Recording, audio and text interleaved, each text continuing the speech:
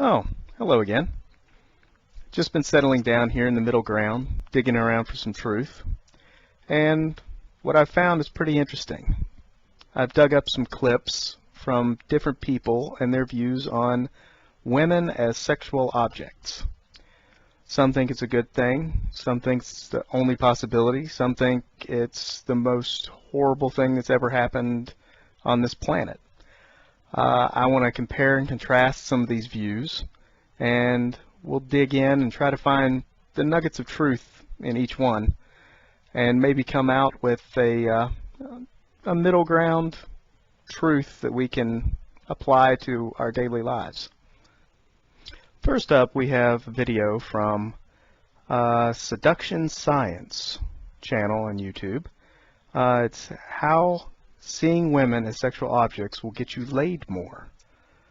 Let's see what our seduction scientist has to say about women being objectified. Research study has shown that men who view women as sexual objects actually get laid more and are more motivated for meeting girls. Well, yeah, that certainly makes sense. If you're just looking at a lady as a possible BFF to go shopping with, I doubt it's ever going to get to a place where you're going to have sex. So, yeah, there's going to have to be seeing her as a sexual object in at least some degree. What we want to do to view women as sexual objects, to feel more motivated, and to have more man-to-woman interactions instead of merely friend-to-friend, is to focus up our intent to more that pure sexual attraction. So to do that, we want to view women as more purely sexual objects to be acted upon. Okay, I was on board, but now I've got to jump ship. Purely sexual objects to be acted upon, not interacted with. So what you're doing is completely removing their humanity. And you're doing this in order to motivate yourself to take action to have a sexual encounter with this person. Oh wait, they're not a person, they're just an object. Okay, I'm thinking your motivation should be high enough that you don't need to dehumanize the woman in order to take action. If you find her attractive, that should be motivation enough. And if you have to dehumanize her in order to increase your motivation, you're not just a guy who wants to get laid, you are a potential rapist. Perhaps we'll be able to find some semblance of sanity on the other side of the argument. Let's take a look. We learn that male sexuality is active, that they're visual creatures, and that the objectification of women in their life, using women for sex, is both normal and praiseworthy. Hell, it might even be funny and charming. Wonderful, Lacey. That's a great thing to start with. Men are visual creatures, and thus more easily aroused. And being more easily aroused naturally makes us the more assertive of the sexes in seeking sexual relations. And, believe it or not, it actually is charming and funny when men go after sex. Women see that. Why? Because the number one trait women look for in a man is confidence. And a man who's willing to step up and tell the woman and let her know that he is interested in her sexually is a very attractive trait. Where I disagree with what Lacey said is when she said that men use women for sex. I don't believe that that's the case, or at least it really shouldn't be. Sex should be a mutually beneficial experience. And I understand from a lot of women that it isn't always. However, I think the only men who use women for sex are the potential rapists from our previous clip. But by all means, Lacey, do go on. 96% of sexually objectifying imagery is of women's bodies. This pattern reveals one hell of a message about gender, that men are mostly sexual subjects and women are mostly sexual objects. Well, Lacey, I can fully agree with your premise and your assertion that the pattern tells us something very important. However, I believe your conclusion is a bit off the mark, especially considering you admitted earlier that men are visual creatures. Let's take a look at some other cute little videos I found and see if that maybe gives us a better perspective. There are two sides to GoDaddy. The sexy side, represented by Brett Raffaelli, and the smart side that creates a killer website for your small business, represented by Thelma. Together, they're perfect.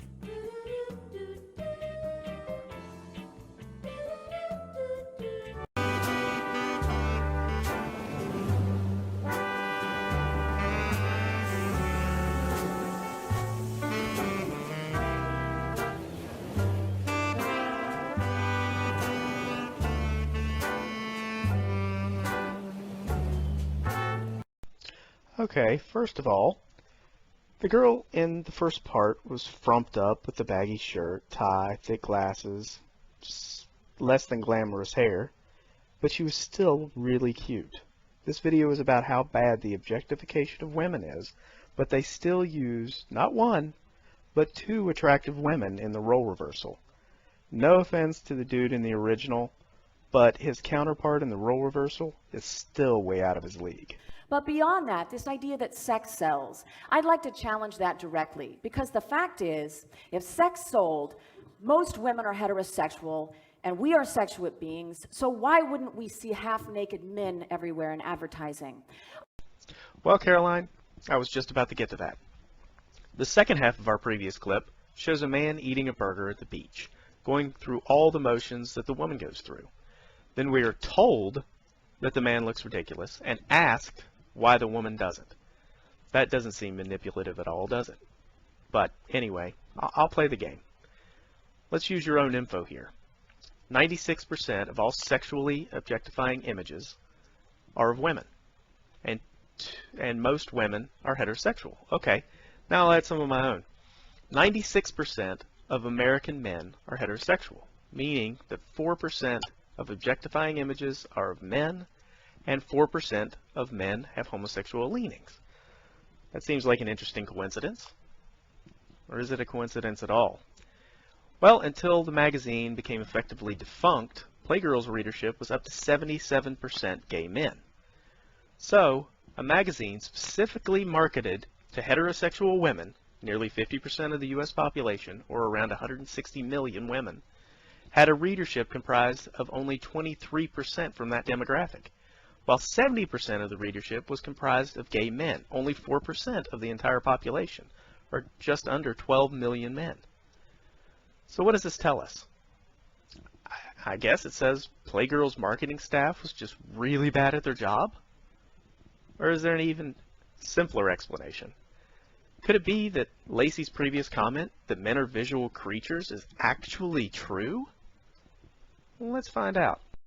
In Sexual Differences in Response to Visual Sexual Stimuli, a review, Dr. Heather A. Rupp, Ph.D., and Dr. Kim Wallen, Ph.D., cite that recent studies looking specifically for sex differences in response to the same set of sexual stimuli found that in response to erotic films, men and women showed many areas of overlap in response to sexual stimuli in the anterior cingulate, medial prefrontal cortex, orbital prefrontal cortex, insula, amygdala, thalamus, and ventral striatum. However, only men showed increased activation in the hypothalamus during the presentation of sexual stimuli, and its activation correlated significantly with the men's subjective reports of arousal. One possible explanation for this sex difference is that the hypothalamus may be involved in physiological reaction to sexual stimuli, such as erection, or that sexual arousal activates the hypothalamic gonadal axis, resulting in the increased steroid secretion seen in men following sexual activity. Later they note that, in response to still imagery, greater activation to opposite-sex stimuli compared to same-sex stimuli was seen in men in the inferior temporal and occipital lobes. Women did not show any areas of increased activation to opposite sex compared to same-sex stimuli. men showed more differential activation of brain areas related to sexual arousal than women, including the amygdala, hippocampus, basal ganglia, and some areas of the prefrontal cortex. Women did not show these differences, suggesting that women do not emotionally discriminate between opposite sex and same-sex stimuli in the manner that men do. Women only showed increased activation to same-sex compared to opposite-sex stimuli in the visual cortical areas. These differences may reflect different strategies for women in the cognitive processing of stimuli, specifically in how women focus their attention to sexual stimuli. Increased activation by women in these cortical areas may reflect a more complex approach to sexual stimuli that focuses not only on sexual aspects of the stimulus, but also on non-sexual and perhaps more contextual factors. And in the conclusion, the two state, finally, while the current review focuses on sexual differences in the cognitive processing of visual sexual stimuli, differences in attention and preference for different contextual elements of pictures may not be unique to sexual stimuli. Rather, differences in response to visual sexual stimuli could be one example supporting the idea that the brains of men and women differ functionally in their environmental assessment to produce sexually differentiated behavioral response patterns. Okay, so what I'm getting out of this is that sexually charged advertisements, still images, and 50 and 30-second spots are effective only on men, because women are far more interested in context. Showing a scantily clad man does not evoke the same reaction in women as a scantily clad woman does in men. Thus, the adage that sex sells is only half true. It sells very effectively to men.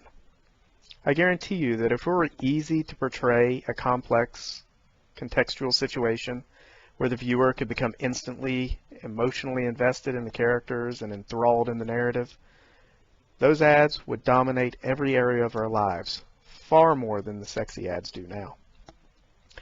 Imagine if the stat reversed on male sexual orientation. Now 96% of men in the U.S. are gay. What types of ad would you see? Every commercial on TV would be like the man eating the burger on the beach, except he would be striking more masculine poses. You want to talk about a patriarchy that has no respect for women? Consider one that in no way sees women as sexual objects.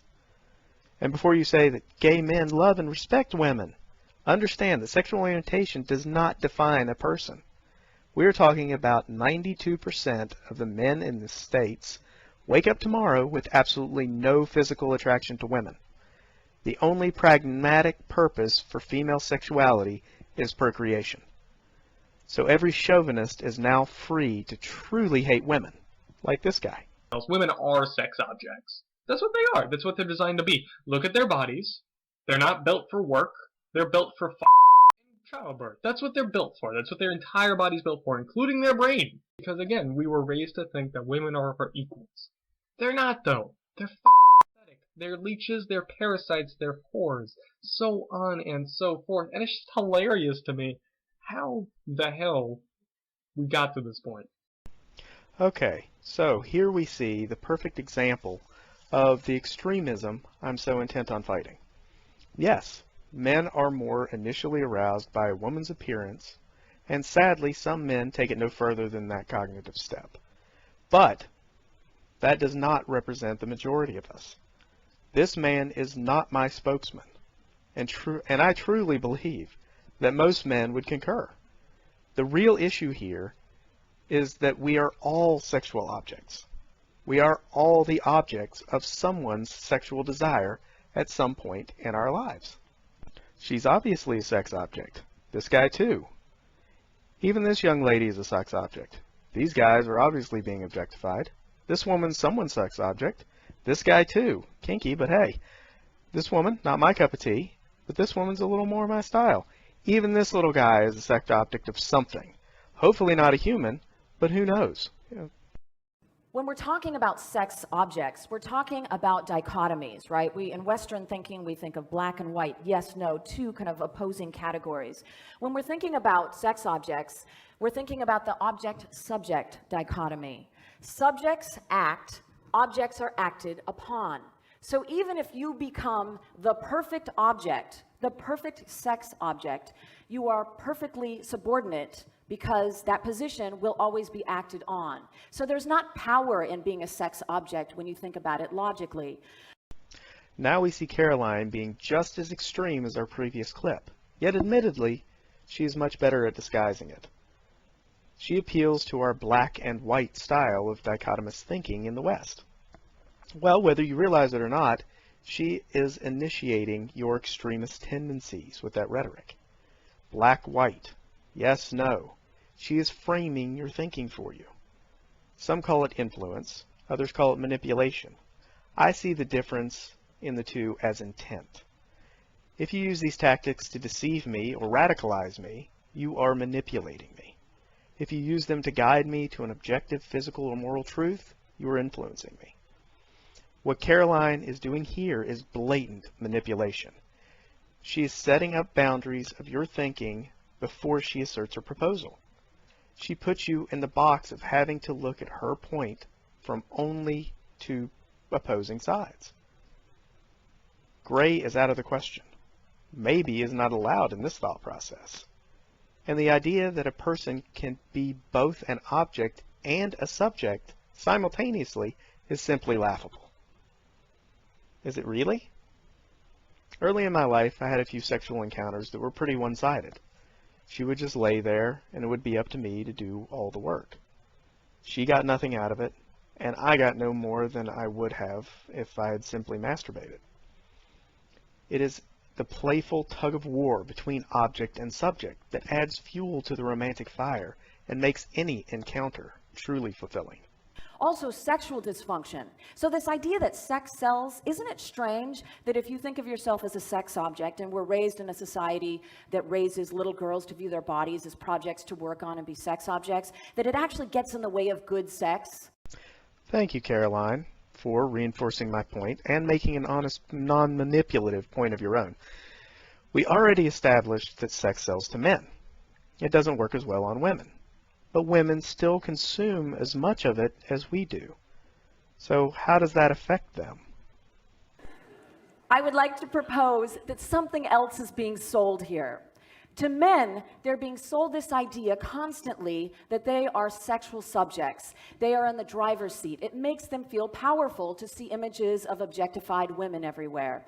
And for women, we are being sold this idea that this is how we get our value and this is the way to become the ideal sex object, which is why instead of sex selling, these ideas of subjectivity and objectivity are being sold. So we see men's magazines with scantily clad women, and we see women's magazines with scantily clad women.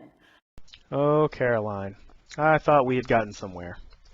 But you had to return to your strict dichotomy. Again, you are only half right. Men are not being sold that they are the ones that are supposed to do the acting on. That is intrinsic. Their biology and environment has already made them fully aware that they are not going to have sex unless they are active in seeking it. Men are being sold a product. If they weren't, companies wouldn't run those ads. It's that simple. Dollar dollar bill, y'all. However, your proposal that women being sold the idea that they are sexual objects has some merit. Any message you hear often will be ingrained in the mind in some capacity. A Harvard study showed that in the workplace, teams which received 6 times the amount of positive feedback rather than negative performed much better than those who received a lower ratio. Constant bombardment of negative messages is damaging to anyone's psyche. This is probably even more extreme in young women who are still trying to figure out who they are. So being sold that they are the objects of sexual desire is damaging? I don't think that's true. I don't believe truth can be damaging, only informative. On the other hand, a truth without proper context can certainly be confusing and potentially harmful. And as I said before, context in advertising is impossible to effectively establish. So the fact that women do not discriminate between men and women when viewing sexual stimulating material is an important thing to note. That is why there are scantily clad women in women's magazines.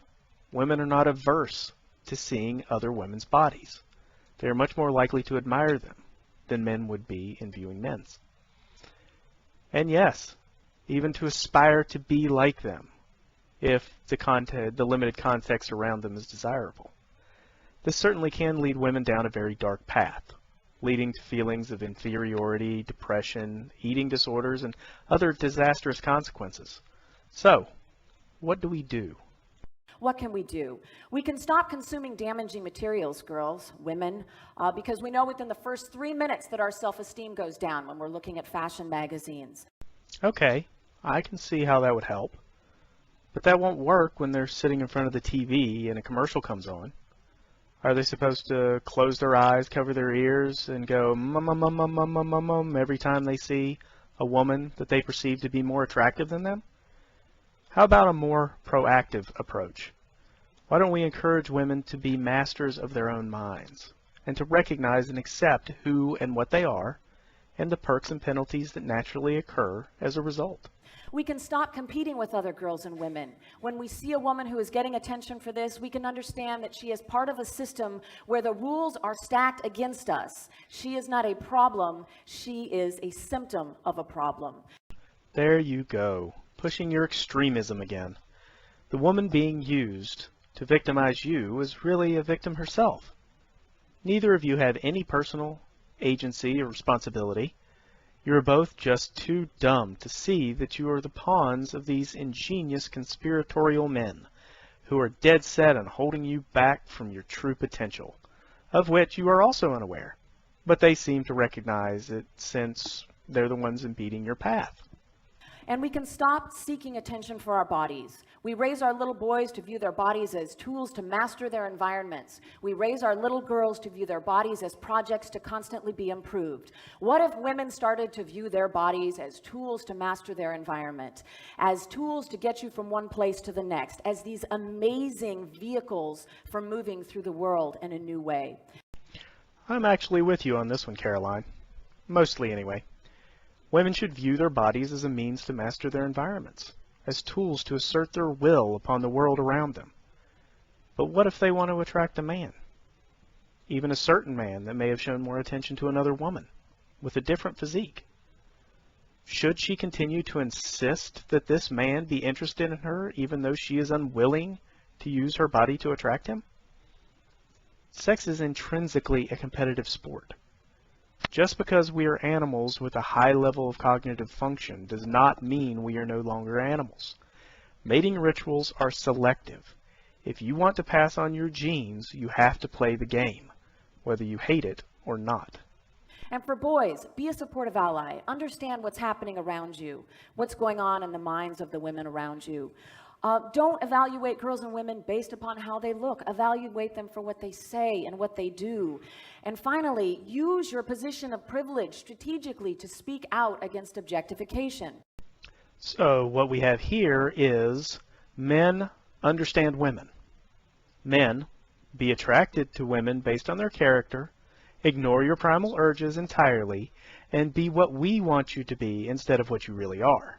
And men, since you are the source of this problem, after you have completely overcome that pesky DNA of yours, get out there and force other men to do the same, since all of us poor women can't do it on our own. Does anyone else see how daft this whole thing is? We need to empower our women by helping them understand that they are victims of evil men and that they are powerless to overcome it on their own. So we need to manipulate men into believing that they are the problem so that they can fix it for us. Can anyone give me a legitimate alternative interpretation of what she just said? The notion that Playboy turns women into sex objects is ridiculous. women are sex objects. If women weren't sex objects, there wouldn't be another generation. It's the attraction between the sexes that makes the world go round. That's why women wear lipstick and short skirts. You know, at first when I read that, like, part of me wanted to be upset at it. And then I realized, no, what he's saying is absolutely true. The thing that is demeaning to women, and the thing that's the most frustrating from personal experience, is when an attractive woman, or a woman in general, is merely looked upon as a sex object and nothing more than that. The simple facts are that the human race is sexually propagated, and men are more initially aroused by visual stimuli because our biological drive is to spread our seed as far and wide as possible, to father as many children as possible. In fact, men can produce 1 billion sperm a month. Women, on the other hand, are more discerning, since their biological drive is to mate with the best male specimen. Because each woman is born with all the eggs she will ever have, and because a pregnancy removes 9 additional opportunities for fertilization by a potentially better specimen, women biologically must be pickier. This is why women are the sexual gatekeepers. This is why men are seen more as the sexual subject and women sexual objects. This is also the root of the slut-shaming phenomenon, which I will do a video on soon. It is not a tragically flawed social construct or a diabolical patriarchal conspiracy to keep women down. It is simply that evolution has built-in biological drives that ensure the continuation of the human species. I think the best thing we, as men and women, can do is to educate ourselves and others on these facts. Accept them, even if we don't like them, and take them into account when we carefully weigh the options before us. Men recognize that women are people. They are not toys to be played with and tossed aside when the novelty is worn off.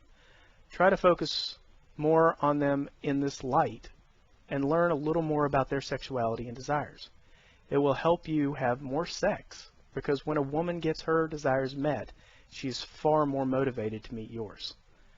Women, recognize that men have a biological drive for sex that you probably cannot even begin to understand.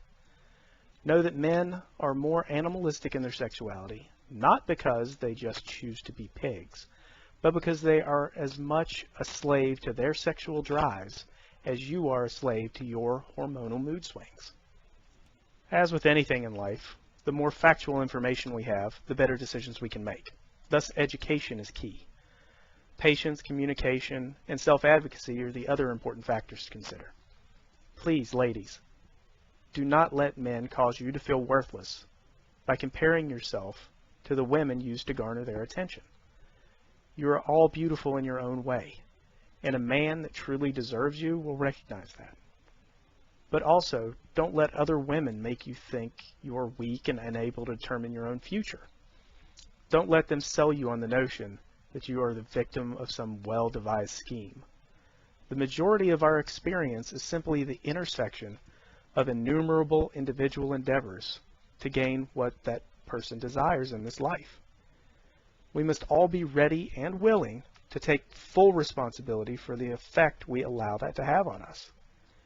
We are all the object of someone's sexual desire, but we are all also free to choose to be the active subject in that very same dynamic. Well, before I get back to digging around for the truth, I should really thank you for watching. I hope you enjoyed it. If so, please subscribe, hit the like button, share it with your friends, and leave a comment. If you didn't, please leave a comment and tell me why. I recognize I'm not perfect, and I gladly welcome any feedback. You can also follow me on Twitter and Facebook. Those links are in the description, as are all the links for the sources that I use in the making of this video. Thanks again for watching, and I hope to see you next time, here in the middle ground.